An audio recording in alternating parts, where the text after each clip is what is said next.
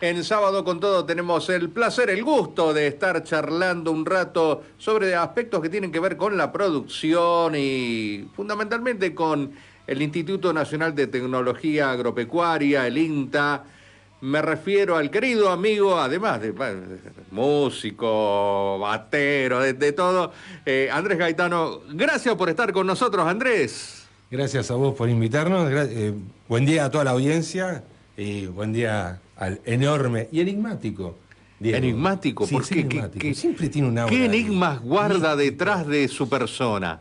Cada día le descubro más virtudes, es como el aloe vera, más No, propiedades. sí. Que no venga el arca. Hoy que le descubriste, por ejemplo. Hoy cuando entraste, que le descubriste a Diego. La rapidez que tiene de... Tengo un audio acá, tú, el tipo lo pone al aire. No era tan Listo. rápido. Está hecho un pulpo manota, ¿te acordás? Se aligeró. Sí, puso turbo y... Increíble, increíble. Bueno, Andrés, Y se gracias. mate. Y se mate. Gracias por estar con nosotros, Andrés. Y bueno, en principio se ha venido hablando últimamente sobre las restricciones presupuestarias que se vislumbran para grandes sectores u organismos del Estado Nacional, en este caso vamos a circunscribirnos al Instituto Nacional de Tecnología Agropecuaria, el INTA, que entre otras cosas se viene anunciando cómo se va a resentir el fondo de la ley ovina, todas estas cuestiones, pero creo que viene ya hace algún tiempo sucediendo algo de esto, así que queríamos charlar de estos temas con vos. ¿Cómo está el INTA hoy por hoy, Andrés? Hoy por hoy, en este preciso instante, está básicamente con el mismo presupuesto que en el 2023. En términos nominales, o sea, no se actualizó nada, no se... En líneas generales, ¿qué es lo que ocurre? Entonces vos tenés 100, ¿no? Y estabas gastando 55, tengo un número que no conozco, Sí. 55 en mantenimiento de la estructura y 45 en gastos operativos. Si seguís en 100 y tenés que ir incrementando el sostenimiento de la estructura, kilowatts, metro cúbico de gas, sueldos, combustible no, porque gasto operativo, para salir a la cancha. Sí. Mantengamos las unidades funcionando. Hay que pagar los servicios, hay que pagar Gastos la fijos, gente. digamos. Los gastos fijos corrientes, ¿no? Te queda mucho menos dinero para... Los gastos operativos. Claro. Entonces, eso es lo que le fue quitando. Territorialidad. Pero, como el INTA no vive en un tupper, tanto los institutos de investigación que tiene adentro el INTA, que son pocos, que es ciencias básicas, por así decirlo, pero tirando a la ciencia aplicada. Las estaciones experimentales agropecuarias que pivotean en cada centro regional, que son 15. Y las agencias que satelizan cada estación experimental para ver de qué manera la experimental puede solucionar los problemas que detecta la agencia en territorio. Y a su vez la agencia promueve la aplicación de algunas tecnologías innovadas desde cada experimental. Tenemos vinculaciones con universidades extranjeras, con gobiernos provinciales. De una forma u otra podemos solventar ciertos gastos y sostenernos en pie. Somos parte tenemos un observatorio de degradación de suelos, parte de una red y parte de un programa internacional que tiene fondos propios, no de INTA, esta agencia, en lo particular. Agencia de Extensión Rural se llaman. AR para los técnicos, hablamos en siglas. Hasta este momento lo que tenemos es una retracción enorme de los fondos disponibles para estar en territorio, con lo cual nos quita cada vez el valor más preciado, el territorio. INTA sin territorio no tiene sentido. Punto 1. Punto 2. Hoy tenemos un Consejo Directivo Nacional que está integrado por 10 personas, 10 sillas, donde ninguno es del lado del INTA que ingresó por concurso. De INTA hay 2, los cargos políticos. El presidente y vicepresidente que van cambiando, depende de quién gobierna. Es un cargo político, SENASA tiene la misma estructura. ¿Sí? Aparte está el director nacional, ese sí entró por concurso, tiene carrera en INTA. Y no depende del gobierno local, del gobierno de turno. Entonces, hay 2 sillas que son del INTA, pero del lado político. ¿Ok? Hay una tercera silla que depende del anterior ministro, ahora Secretaría de Agricultura, Ganadería y Pesca, la vieja SAGIP, volvió. Ahí tenemos 3 sillas políticas, ¿no? 2 sillas que dependen del núcleo de facultades de agronomía y veterinaria del país, o sea, el área académica. Entonces, hay 3 sillas políticas, 2 sillas académicas y 5 sillas productores, el área productor. Del sector productor, ¿quiénes? Federación Agraria, atrás tiene todas las cooperativas del país, Sí. ¿no? A CREA, es la Asociación Argentina que nuclea todos los grupos CREA de investigación y producción, grupos asociados del país, principalmente región pampeana, es muy fuerte el CREA. 2 sillitas van hasta ahí. El CRA, toda la Federación de Sociedades Rurales atrás, ¿sí? CONINAGRO, que es un Consejo Nacional, ¿sí? de Producción Agropecuaria, y después la SRA. El gobierno ¿qué está planteando? Un decreto en el cual, gracias a la ley de bases, le permite hacer ese tipo de injerencias dentro de organismos autárquicos, como es el INTA. ¿Y cuál es el planteo? Sacar las 2 sillas del área académica, y ahí estamos en problema, porque decimos, tenemos 3 patas, el área productiva, el área política y el área académica. Perdemos el área académica. Vamos a 8 sillas. Sacamos a CREA, y en vez de 5 sillas de productores, dejamos 4. ¿Sí? Y quedan 3 sillas políticas. Y están pensando en colocar una 4ª silla política para llevar al empate. ¿Y quién desempata? El presidente de INTA.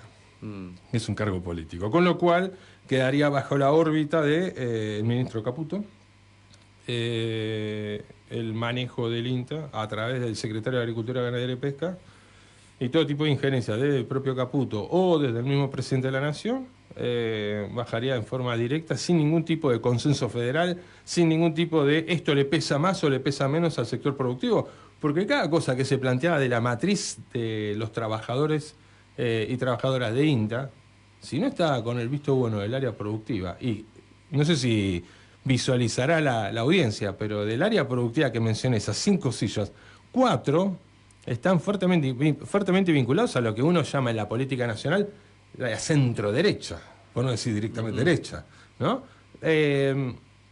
Entonces, el presidente de CRA estuvo acá en febrero, estuvo en nuestra agencia, estuvimos charlando mucho, y quedó un vínculo humano. Y Carlos Castagnani me dijo, Andrés, vamos a hacer todo lo posible para que las agencias se mantengan en pie. ¿Por qué? Porque cambiando la decisión política, mejor dicho, facilitando que la visión política que tiene el gobierno de INTA se ejecute en la realidad a través del Consejo Directivo Nacional, se va a administrar rápidamente a dónde van los fondos de INTA, cuál es la línea política y cuál es la estructura que va a quedar. ¿Por qué? Porque hay un plan atrás de esto. Una vez que ganamos gobernanza, me pongo en el gobierno nacional, ganó gobernanza dentro del INTA, que es autárquico, que técnicamente depende de un presupuesto que sale por Congreso de la Nación, no lo firmo yo. Lo promuevo yo, pero si no lo aprueba el Congreso lo modifica. La ley de presupuesto no, pero si no hay presupuesto, sigue. No existe eso, estamos casi, que eso casi no se menciona, estamos casi hasta un gobierno de facto a la hora de manejar chequera. ¿Sí? El Poder Legislativo en ese punto está prácticamente ninguneado. Y poco se habla de ese punto, con todo el impacto que tiene. Acá estamos hablando de algo microcósmico, INTA, 6.000 y pico de trabajadores, pero que tiene una implicancia nacional enorme, porque es un organismo federal, que está atrás del desarrollo tecnológico de los sistemas agroalimentarios argentinos. Y Argentina depende mucho de la exportación de las producciones agropecuarias, ¿no? Sí. Cuando se habla, subí un poco el dólar, por ahora va a bajar porque van a entrar todos los dólares de la soja. Esa soja que andaba en 2 toneladas y ahora anda a 4.5 toneladas por hectárea.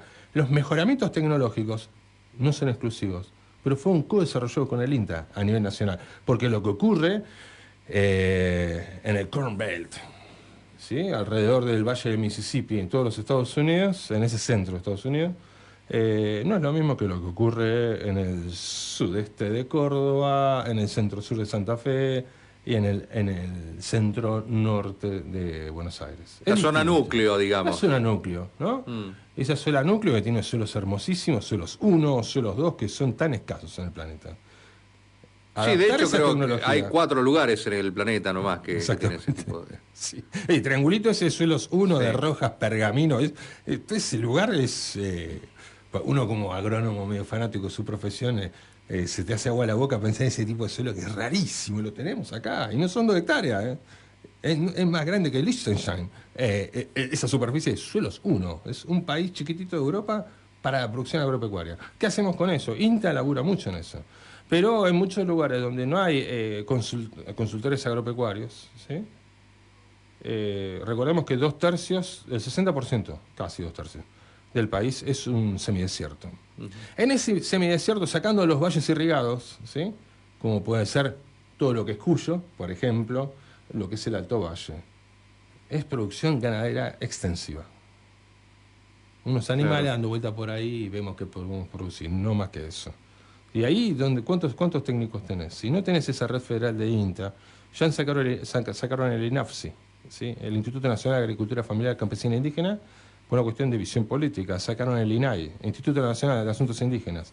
El INTA, que es estrictamente de tecnología agropecuaria, donde es difícil inculcarle una visión política así. No, los de INTA van por acá o van para allá. Es tecnológico. Fusionar el INTA y el INTA no lo veo con un gran problema. Al contrario, quizás potenciaría una vinculación que ya existe, ¿no? Pero sacar la red de extensión rural de INTA es un pecado capital de visión federal del gobierno actual. Yo he tenido la suerte de compartir cenas con gente del INRA en el 2003, cuando estaba en biología molecular, laburando nada que ver con lo que laburo ahora. Y cuando hablaba del INTA, sin yo estar en el INTA, yo era integrante del personal docente académico de la UBA, me decían en el INRA, que es el INTA pero francés, Recherche, la RSS, el resto es lo mismo.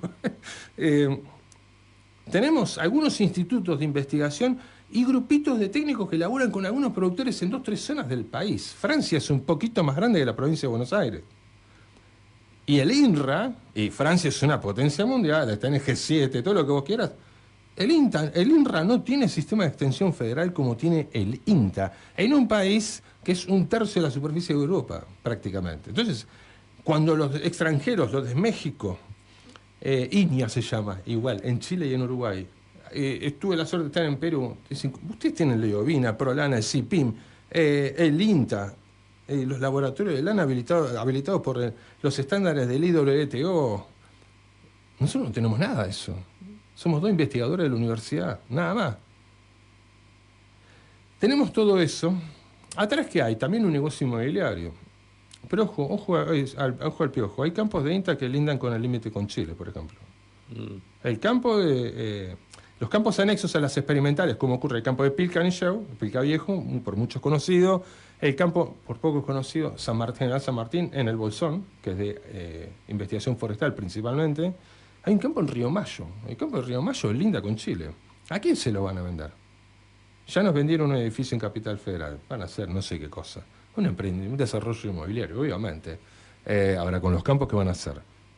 Se habló hasta de expropiar o, llegado el caso, mudar la experimental agropecuaria de Bariloche. ¿Por qué está sobre la costa del Nahuelhuapi? ¿Cuánto vale eso?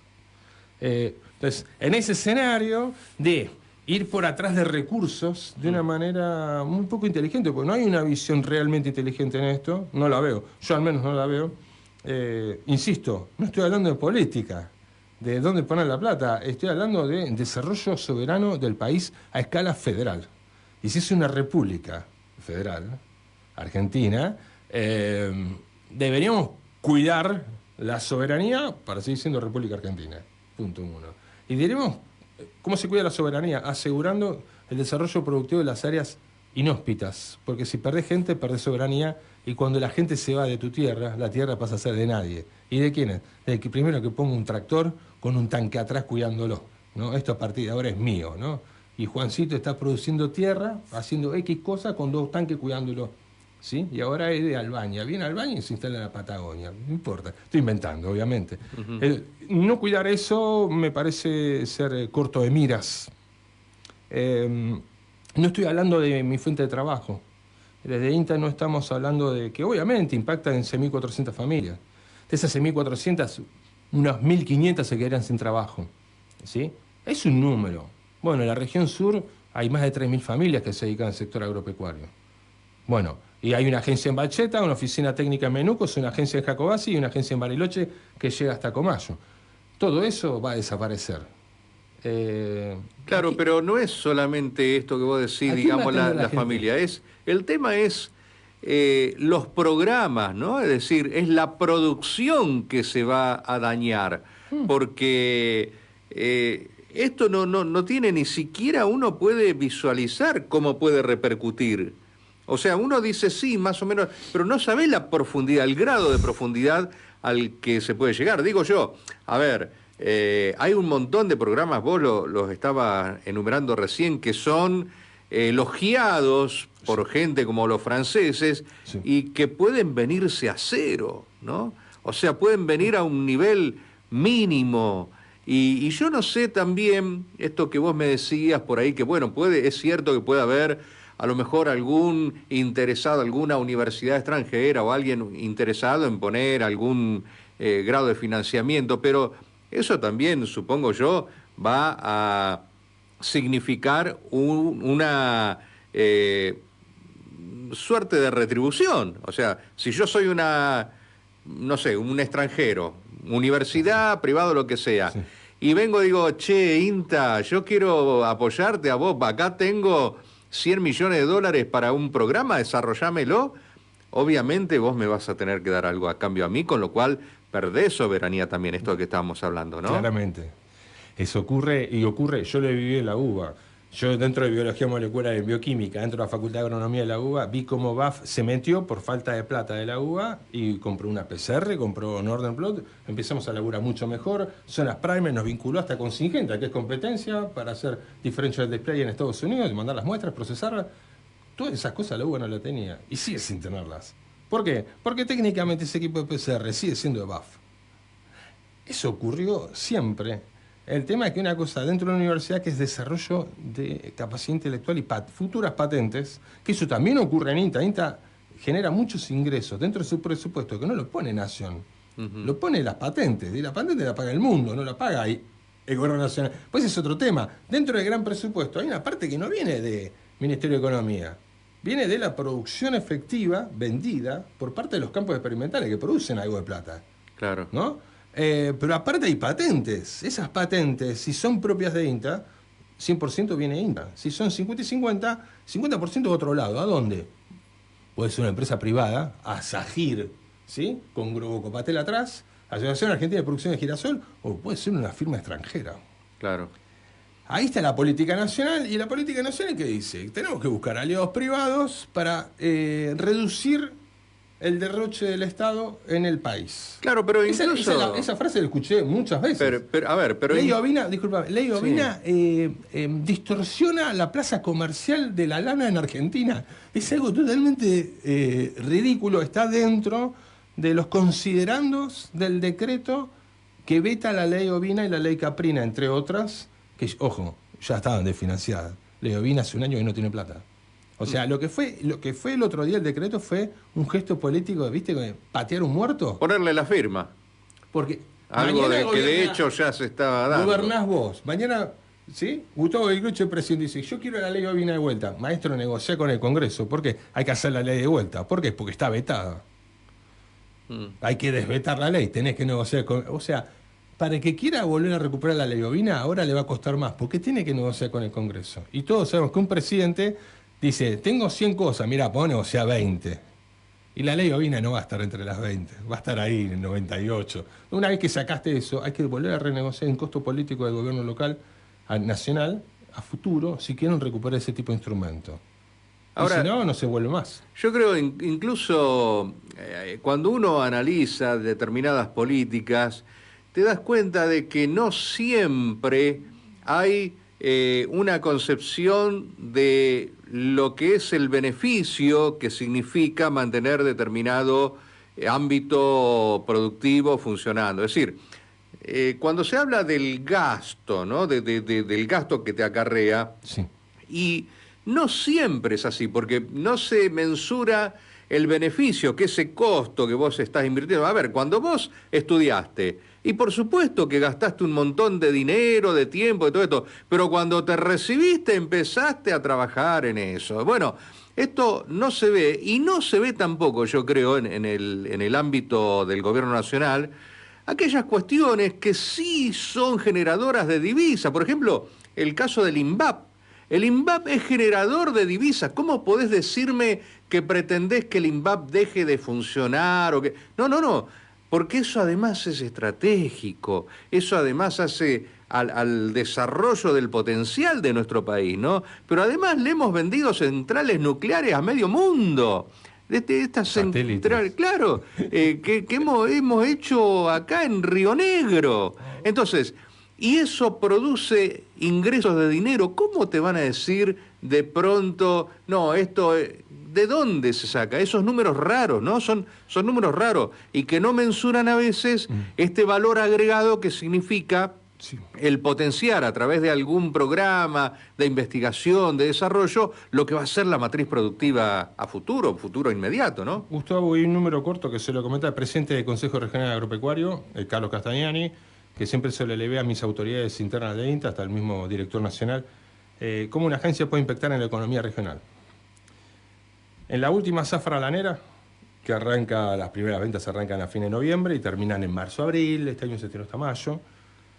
Desde la agencia coordinamos licitaciones de lana por un poco más de 320.000 kilos de lana, más de 320 toneladas de lana de 600 familias a través de 6 organizaciones diferentes. La agencia no vendió, coordinó, protocolizó legalmente una venta al polo lanero argentino que está principalmente centrado en Trelew, provincia de Chubut. Esa lana en promedio, hago un número bien promedio y sencillito que sea fácil de entender, se vendía a 3.000 por barraca y se vendió a 4.000 a través de las cooperativas. Un año donde estuvo muy cerca los valores. Realmente a veces hasta se llega a duplicar. Pero tomamos la realidad, no digamos mentira. 3.000 contra 4.000, 1.000 pesos por kilo. Si lo multiplicamos por 320.000 kilos, ¿cuánta plata estamos hablando de diferencial? 320 millones de pesos. Esos 320 millones de pesos es un diferencial que entró a los bolsillos gracias a que la cooperativa existe. INTA no tiene nada que ver, en forma inicial como voluntad societaria de preservar tu cooperativa. INTA acompaña a esas cooperativas, en forma muy directa o en forma media lateral. Pero en la comercialización tuve el honor de coordinar yo personalmente esas licitaciones. Esos 320 millones de pesos, ¿dónde fueron inyectados? Acá. Comprar un neumático, comprar un vestido para la nena para la bajada. Claro, moviliza el comercio local. La famosa economía regional. Mm. ¿No? Materializada en un concepto claro. 320 millones dividido 600 familias, no es mucha guita. Está claro que no estamos hablando de mucha plata, pero son 500 lucas en número redondo. Son 500 lucas por familia que entraron adicionales. A una le entraron más de 3 millones porque tiene más kilo de lana y a otra le entraron 40.000 pesos. ¿Sí? Porque tiene poquitas ovejas y por ende pocos kilos. Pero en ese universo siempre hay un promedio. Pero el número global en toda la zafra, esta agencia le generó al sector 320 millones de pesos. Solamente en diferencial. Si le sumamos los impuestos, son más de 100 millones de pesos que fueron a la arca. El ovino hubiese manejado este año 50 millones de pesos. Solamente por aporte impositivo de las ventas coordinadas de una agencia, se duplicó el monto que debería haber tenido, recontra devaluado, la ley ovina en Río Negro, para toda la provincia. No sé si el impacto que se puede tener cuando una agencia extensión rural tiene territorialidad, anclaje y va de la mano con el sector productivo. ¿Sí? Esto ocurre en más o menos en todos los lugares del país. ¿Hay agencias que funcionarán con menos territorio? Claro que sí. ¿Agencias que son mucho mejores que la de Jacobasi? Claro que sí. Pero en ese promedio el impacto sí.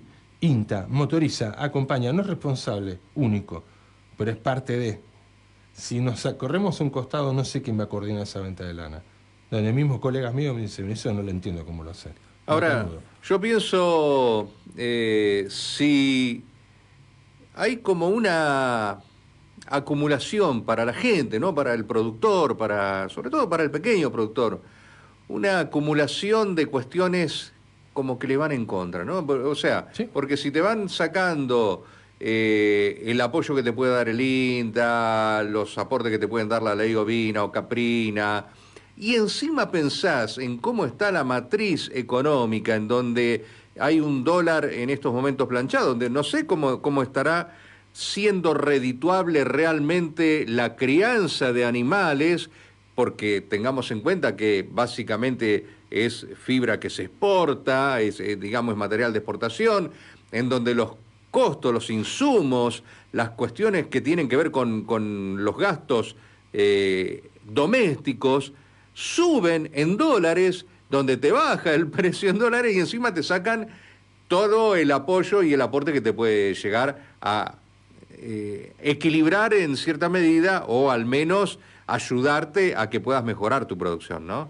Sí, sí, y encima estamos en un escenario mundial donde la lana quedó planchada. Después un pico en 2018, no voy a entrar en muchos detalles, la lana llegó $8 y pico, una locura. Guerra comercial de Estados Unidos-China en el 19, pandemia en el 20, la lana llega a $3.20 en el 20.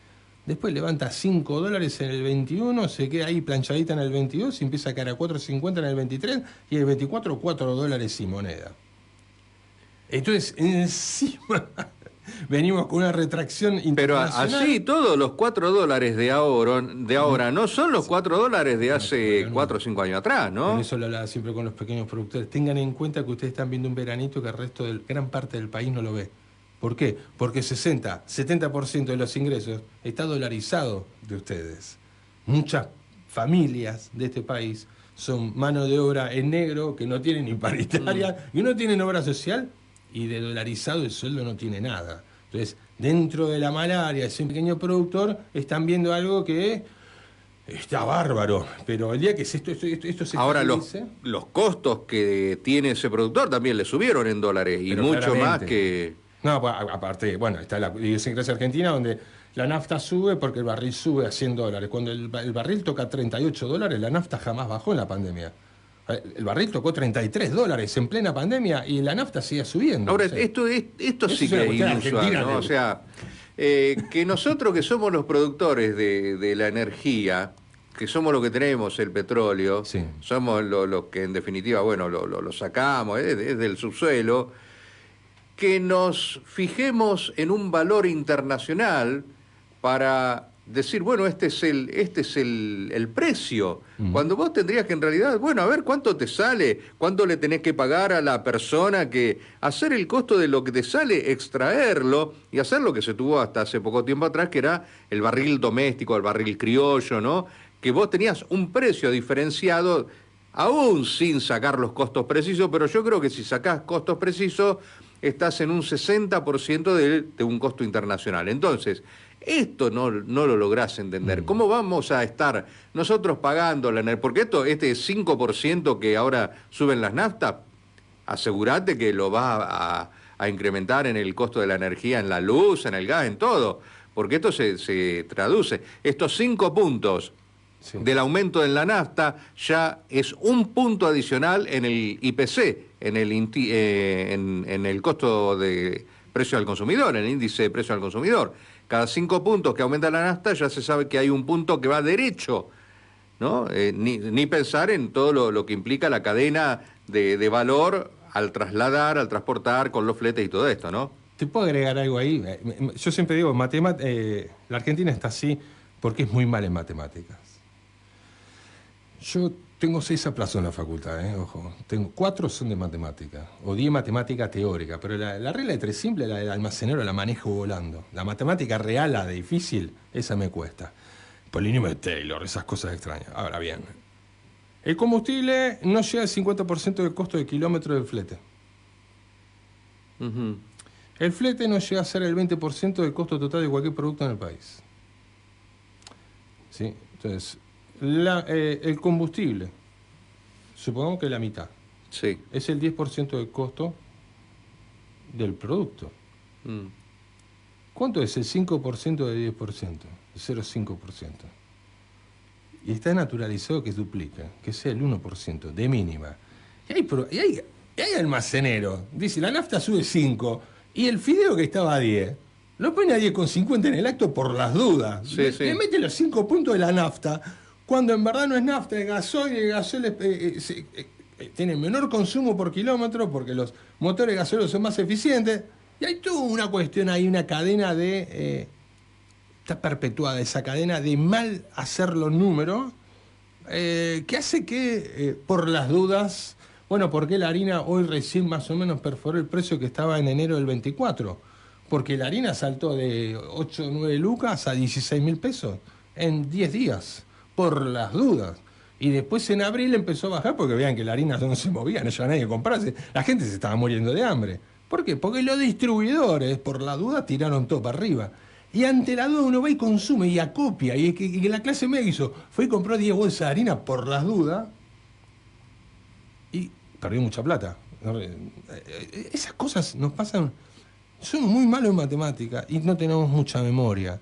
Si mejoramos la educación matemática del país y mejoramos la memoria y empezar a recuperar el hábito de lectura, yo creo que en 20 años tenemos otro país, al menos otro criterio votante. Andrés, vos que recorres continuamente, estás al tanto de cómo está la producción en lo concreto, en lo real, ¿no? Sí. En lo profundo de nuestra región. ¿Cómo estás viendo? Es decir, la gente piensa que puede salir adelante con sus ovejas, que puede tener algún futuro, o está pensando en que lamentablemente la producción, como está así, no le da para seguir. Mirá, es una excelente pregunta. Punto uno, no tengo el número como para tirar el porcentaje, pero hay dos tipos de productores. Y lamentablemente en muchos casos ya es productores, pero en líneas generales lo bueno cuando uno ve la familia que es productora, una familia. En muchos casos queda un productor o un matrimonio viejito, pero es una familia, pero el resto de la familia no está más, no hay descendencia. Hay dos tipos. Uno, los que son productores, familia productora, porque quieren serlo. Bien o mal no importa, pero están ahí porque les gusta. Es una opción, es una elección. Y otros están ahí porque no les quedó otra en la vida que seguir lo que hacía el tío, el papá, el abuelo. Dejemos eso en claro porque eso es algo que aprendí muchos años después de haber llegado a Jacobacci, hace 21 años que estoy acá. Punto 2. ¿Hay cada vez menos agua? Más o menos. Lo que sí está claro en la tendencia histórica es que el agua se está redistribuyendo a lo largo del año. Hay menos nieve y hay más lluvias. Porque encima de todo esto hay un aumento drástico en la temperatura promedio anual. Estas temperaturas que mencionaste en el arranque del bloque son más lógicas en mayo. Acá ya tenemos que estar mordiendo los menos 10 caminando fines de junio. Y en julio ni que hablar, llegar al menos 20. Yo desde que llegué a Jacobacci, los años que perforamos el menos 20 para abajo, fueron los primeros, en los últimos jamás lo volví a ver. Claro. ¿No? Entonces, entre que hay menos temperatura, mejor dicho, hay menos frío, hay más temperatura. Y el agua se está corriendo hacia los costados, se está cayendo agua en un momento donde se evapora rápidamente. Una lluvia de 20 milímetros en diciembre prácticamente no tiene un gran impacto a nivel de la fisiología vegetal, de crecimiento de pastizales, ¿sí? Y disponibilidad futura de agua, pero sí lo tiene mucho, mucho mayor, 20 centímetros de nieve en julio. Entonces, sacar esos 20 centímetros de nieve en invierno, de mínima estoy hablando, y meterlos en verano, a nivel de productividad tal cual conocemos la estructura de pastizal, no sirve. La tendencia a largo plazo, 100, 200 años, es que va a cambiar el pastizal en la Patagonia, ¿sí? Va a ser otro pastizal, si va a ser forrajero o no, no lo sabemos, probablemente sí. Va a tener otra dinámica, porque el clima va a tener otra dinámica, quizás con los mismos milímetros de agua total, pero prácticamente lluvia. Ahora, mientras tanto, tenemos menos pasto, muchas aguadas se secaron para siempre, esas vertientes chiquitas no están más, al menos eran transitorias, no están más. Y no quedan los 2 o 3 pozos que hicieron los viejos. Y en algunos campos, un pozo. ¿Eso qué hace? Que todo lo que esté lejos del pasto, está lejos de esa aguada, ya no está para la oveja. Se achicó el campo. El productor a veces tarda tiempo en darse cuenta de ese achicamiento. ¿Y qué sigue? Con la misma carga. ¿Y qué empieza a pasar? Se empiezan a morir los animales. Cuando se da cuenta, ya es tarde. En vez de sacar 10, se le murieron 50. Entonces, en toda esa dinámica que es muy rápida y requerís mucho conocimiento para tomar una decisión que no está en el hábito promedio de una familia rural, tomar decisiones empresariales. Está el romanticismo, mis ovejas. Tienen mi genética, hace 30 años que voy por acá con estos carneros. Bueno, tarrazo, la otra no importa.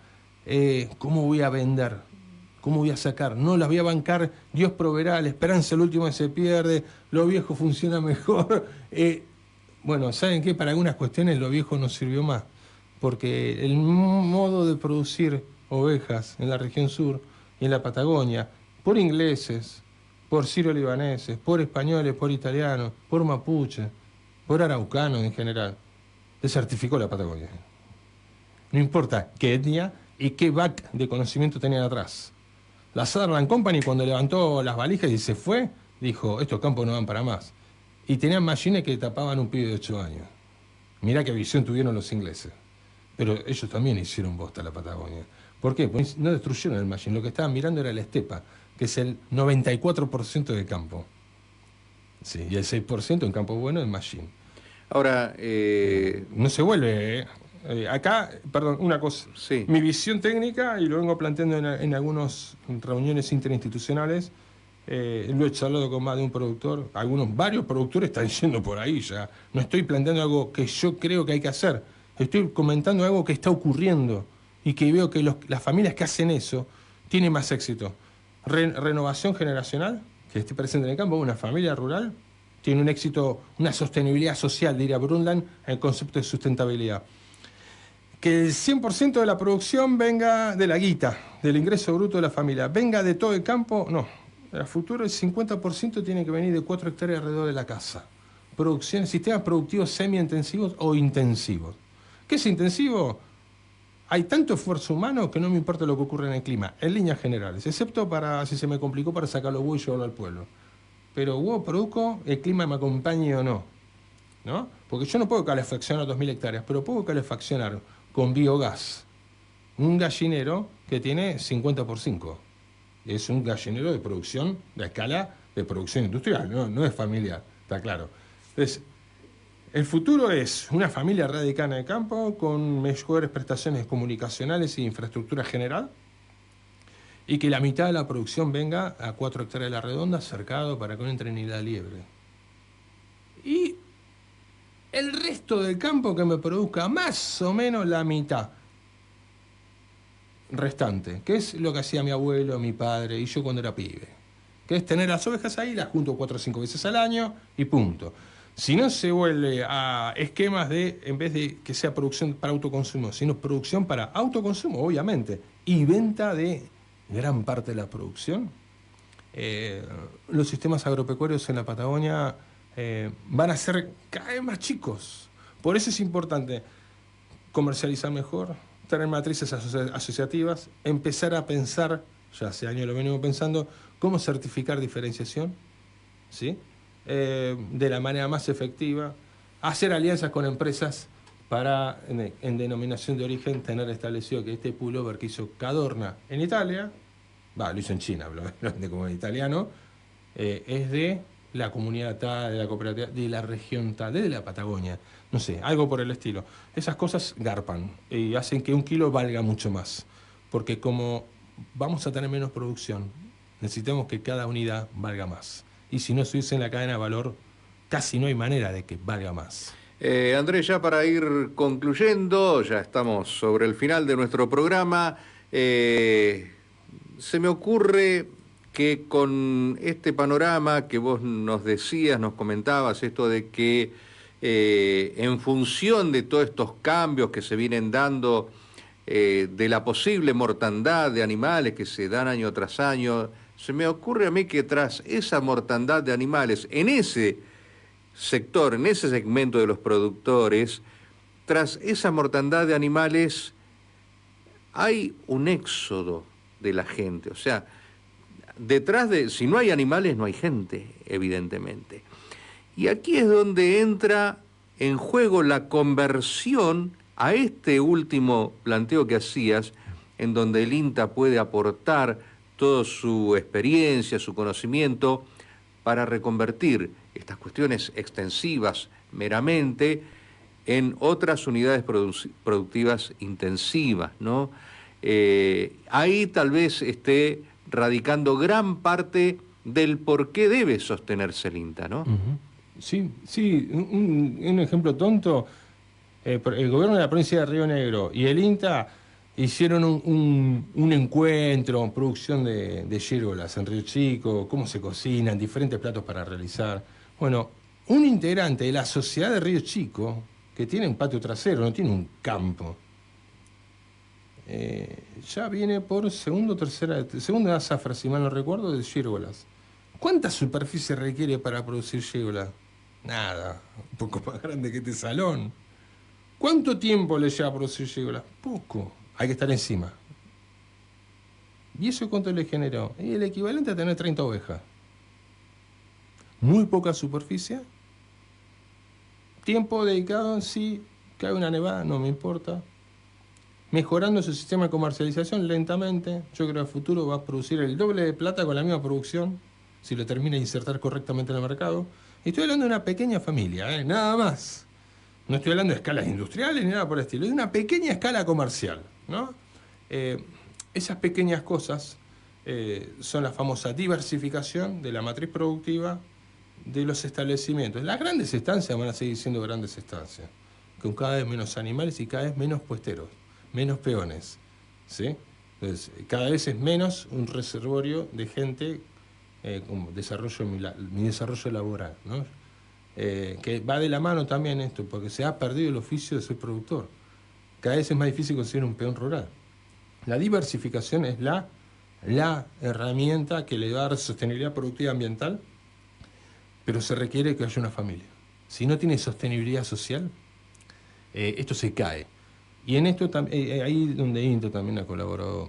Además, su grano de arena. Se me ocurre que esta diversificación además amerita una institución como el INTA, una institución que tenga tras de sí esta matriz de desarrollo pensante, de análisis, porque cada vez, con esto mismo, ¿no?, del cambio climático, hace poquito estábamos viendo que, por ejemplo, había sido un éxito el año pasado la exportación de cebollas a Brasil, por ejemplo. Y este año no. ¿Por qué? Y bueno, porque Brasil pudo cosechar lo que había dejado de producir el año pasado. Entonces, lo que el año pasado fue, este año ya no es. Entonces hay que estar preparado por eso año a año, ¿no?